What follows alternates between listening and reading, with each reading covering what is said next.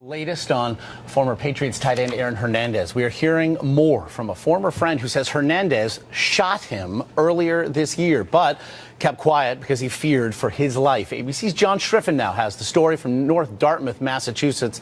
Good morning to you, John. Well, Josh, good morning. That's right. This all comes as Hernandez remains here in jail, where he's been sitting for nearly a week now. And this morning, authorities are in the process of bringing back the last of the three men they say were involved in this murder of a semi-pro football player back here to Massachusetts. Ernest Wallace? Ernest Wallace appeared in a Florida court Saturday after turning himself in the day before. Police in Massachusetts had issued a warrant for his arrest, saying Wallace was in the car with former New England Patriots star Aaron Hernandez and another man the night Odin Lloyd was murdered execution style. Mr. Wallace, you're charged with being an accessory after the fact to murder. The judge ordered Wallace held without bond, and this morning he's waiting to be returned to Massachusetts. Police have not said which man they believe fired the fatal shots that killed 27-year-old Odin Lloyd, his body discovered in an industrial park June 17th. But prosecutors say Hernandez orchestrated the killing, charging him with first-degree murder. He has pleaded not guilty.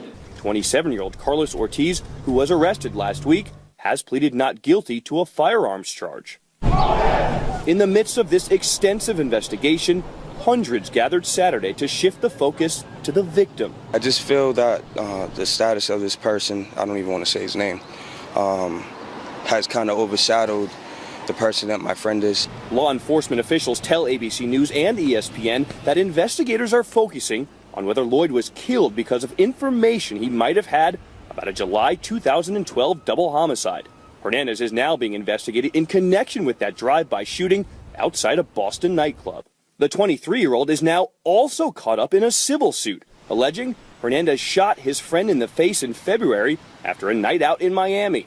According to court documents, that friend lost his right eye, but the victim's attorney says her client did not want to file criminal charges at the time out of fear of retaliation. He was in pretty bad shape from the incident, and he was scared. I mean, these guys left him for dead, and my client was very afraid of reprisals from Mr. Hernandez and his associates.